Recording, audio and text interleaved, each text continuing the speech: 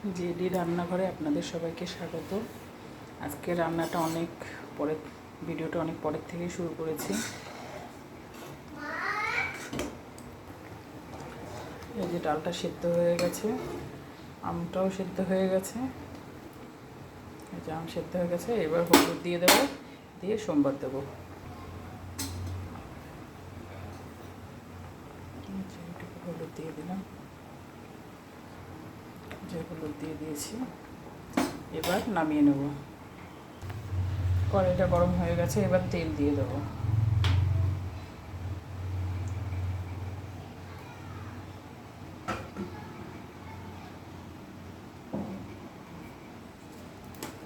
তারপরে শুকনো লঙ্কাগুলো দেবো।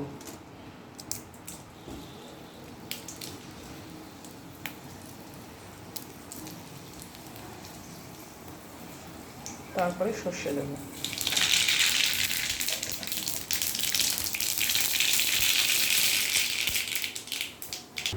এবার ডালটাকে দিয়ে দেবো।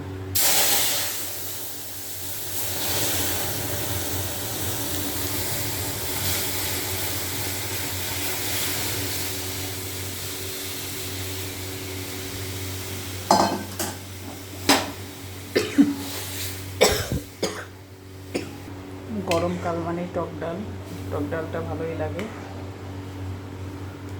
কি সুন্দর কালার হয়েছে। এবার ফুটে গেলেই নামিয়ে দেবো। ডালটা ফুটে গেছে, এবার নামিয়ে নেব। কড়াইটাকে গরম হতে দেবো। আজকের মেনু হচ্ছে টক ডাল আর মশলা পটল। তার জন্য মশলা নিয়েছে যে পেঁয়াজ বাটা, রসুন বাটা 1 চামচ মতো, 1 চামচ আদা বাটা, হলুদ গুঁড়ো, লঙ্কা গুঁড়ো, জিরার গুঁড়ো আর গোটা জিরে আর একটা ডিম। এবার কড়াইটা গরম হলে তেলটা দিয়ে দেবো। কড়াই গরম হয়ে গেছে, এবার তেলটা দিয়ে দেবো।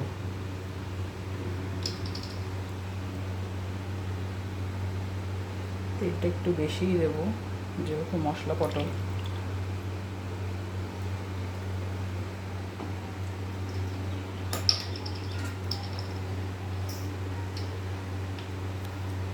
তেলটা গরম হতে থাকুক, আমি পটলে লবণ আর হলুদটা মেখে নেব।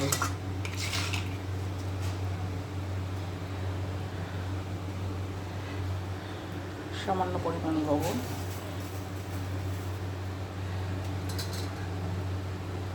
আর একটু হলুদ।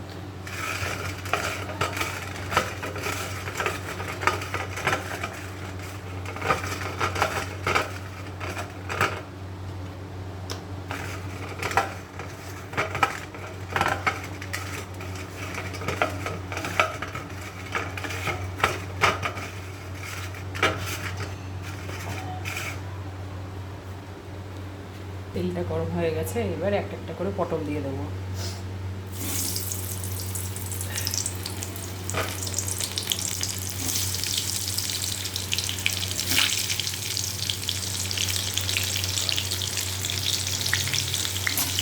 পটলগুলোকে একটু ভালো করে ভেজে নিতে হবে।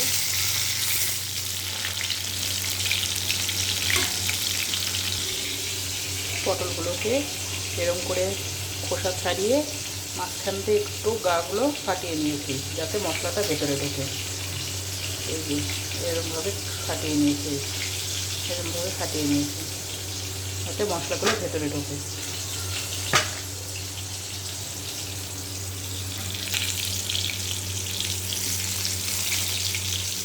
লাল লাল করে ভাজা হয়ে গেছে, এবার এগুলো নামিয়ে নেব। সব পটল ভাজা হয়ে গেছে, এবার এক এক করে মশলাগুলো দেব। সামান্য একটু গোটা জিরে দিলাম, আপনারা চাইলে নাও দিতে পারেন। এরপরে পেঁয়াজ, আদা, রসুন একবারে দিয়ে দেব।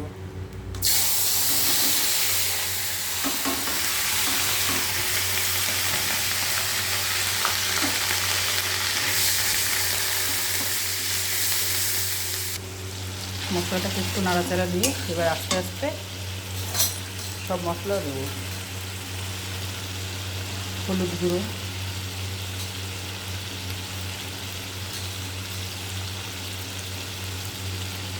জিরার গুঁড়ো আর পরিমাণ মতো লঙ্কা গুঁড়ো। যদি আপনারা ঝাল বেশি খেতে চান তাহলে কাঁচা লঙ্কাও দিতে পারেন।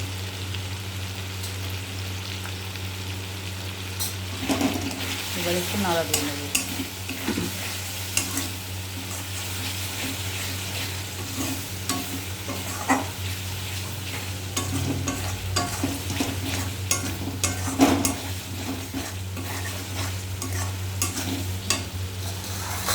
সামান্য একটু জল দেব মশলাটাকে কষা হওয়ার জন্য।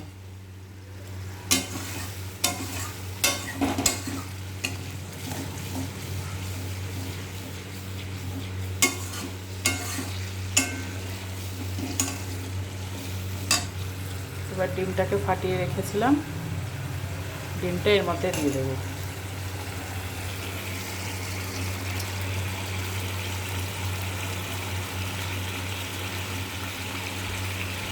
আপনারা চাইলে নাও দিতে পারেন।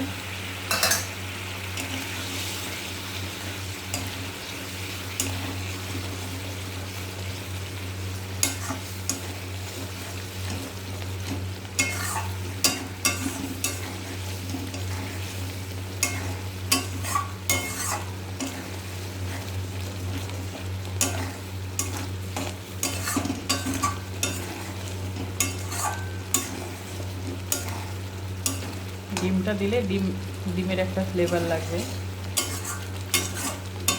আর না দিলেও কোনো ব্যাপার না।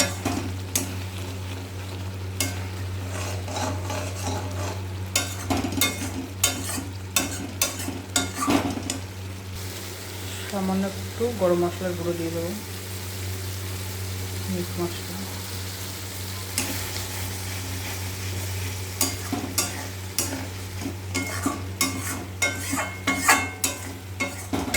মশলাটা কষা কষা হয়ে এলে, মশলা থেকে তেলটা ছেড়ে গেলেই পটলগুলো দিয়ে দেবো।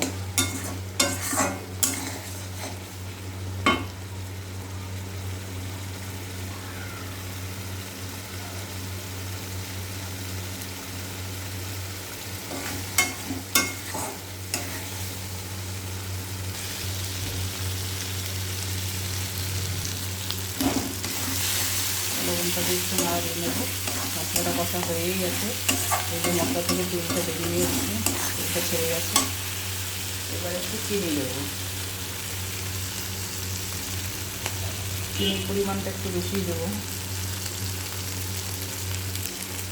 মশলাটা কষা হয়ে গেছে,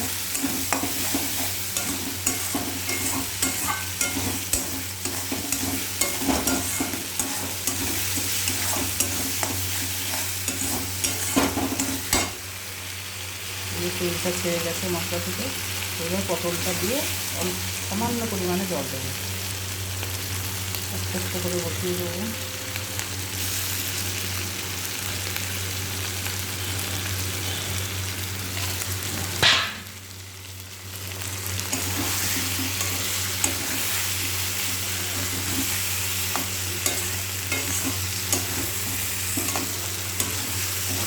এই পটলের গাগুলো একটু ফাটিয়ে নিলে, চিড়ে নিলে কী হয়, ভেতরে মশলাটা ঢোকে, আর না হলে ভেতরে মশলাটা যায় না। ওই জন্য আমি গাটা একটু চিড়ে নিয়েছি।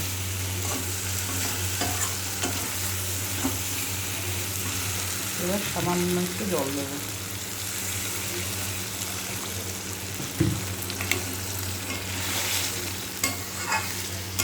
পটল ভাজা তেলেতেই দিয়েছি তো, এই জন্য একটু কালো কালো হয়েছে।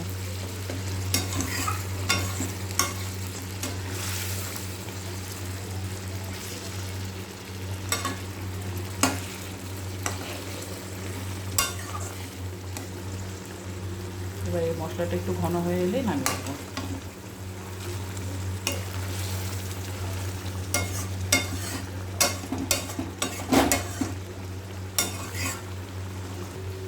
এই যে রেডি আমার তেল পটল, মশলা পটল। এইবার নামিয়ে নেব। এই যে মশলা পটল রেডি, একদম পুরো মাংস কষার মতো লাগছে।